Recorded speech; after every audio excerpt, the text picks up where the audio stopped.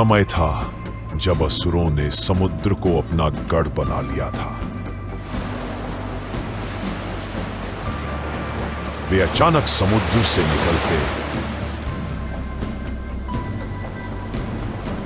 और संपूर्ण संसार में उपद्रव मचाते, ऋषि मुनियों पर अत्याचार करते, धरती को आतंक से भर देते। जब देवता उनका सामना करने पहुंचते तब युद्ध छिड़ जाता। असुर देवताओं पर छिपकर वार करते और जब देवता पलटवार करते तो कपटी असुर समुद्र की गहराइयों में जाकर छिप जाते। देवता उनकी इस छल कपट के सामने असहाय थे। आज वे समुद्र के किनारे खड़े थे जहां प्रचंड लहरें उठ रही थी। उनके हृदय में केवल भय और गहरी चिंता थी। अंततः देवराज इंद्र, अग्निदेव, वायुदेव और अन्य देवता अगस्त्य मुनि के आश्रम पहुंचे। विनम्र होकर बोले, ऋषिवर, समुद्र असुरों का घर बन गया है, हमें इसका कोई उपाय बताइए। अगस्त्य मुनि, जिनके तेज से त्रिलोकी आलोकित थी, देवताओं की प्रार्थना सुनकर उन्होंने अपनी आंखें खोली। उनकी दृष्टि में करुणा थी पर साथ ही अद्भुत शक्ति की आभा। धीरे गंभीर स्वर में बोले, देवताओं, भय मत करो। संसार को असुरों के उपद्रव से मुक्त करने के लिए मैं इस समुद्र को जल शून्य कर दूंगा। अगस्त्य मुनि देवताओं के साथ समुद्र तट पर पहुंचे। कुछ क्षण वे शांत भाव से उस विराट समुद्र को निहारते रहे, मानो उसकी अथाह गहराइयों को अपनी दृष्टि से पढ़ रहे हों।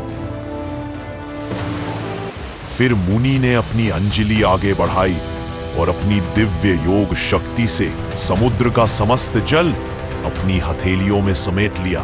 क्षण भर में उन्होंने उस अपार जल को पान कर लिया। देवताओं की आंखों के सामने वह विशाल महासागर सूखने लगा। सभी देवताओं ने विस्मय से देखा, महासागर पूर्णतः रिक्त हो चुका था। लहरों के भीतर छिपे असुर, जिनका गढ़ समुद्र की गहराइयों में था, उनके चारों ओर जल का कवच टूट चुका था। अब वे खुले मैदान में असहाय खड़े थे। अफरा तफरी मच गई। उनकी आंखों में भय था, चेहरों पर हड़बड़ाहट साफ झलक रही थी। जो अभी तक अजेय लगते थे वे अब कांप रहे थे। देवताओं ने तुरंत आक्रमण किया। दिव्य अस्त्रों की वर्षा हुई, असुरों की सेनाएं परास्त हुई और देवताओं ने विजय प्राप्त की। जब युद्ध समाप्त हुआ, अगस्त्य मुनि ने अपना मुख खोला। उनकी मुख से निकली दिव्य जलधारा और महासागर पुनः भर गया। लहरें नाचने लगी, समुद्र जीवन से गूंज उठा। देवताओं ने अगस्त्य मुनि के चरणों में नमन किया। उन्होंने आशीर्वाद देते हुए कहा, सृष्टि का संतुलन अब पुनः स्थापित हुआ। और इस प्रकार अगस्त्य मुनि का समुद्रपान हमेशा के लिए अमर कथा बन गया। अगर आप अगस्त्य मुनि की और अद्भुत कथाएं जानना चाहते हैं तो अभी सब्सक्राइब कीजिए। नोटिफिकेशन बेल को दबाना न भूलें ताकि हमारी हर नई कहानी सबसे पहले आपके पास पहुंचे।